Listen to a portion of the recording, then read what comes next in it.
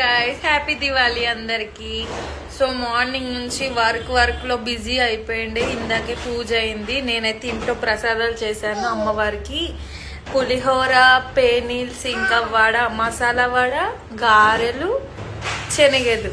మీ ఇంట్లో మీరు ఏం చేశారో కామెంట్ సెక్షన్ లో కామెంట్ చేయండి.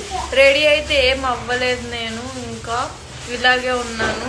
టైం అయితే లేట్ అయిపోయింది, చూడాలి రెడీ అవుతానో లేదు.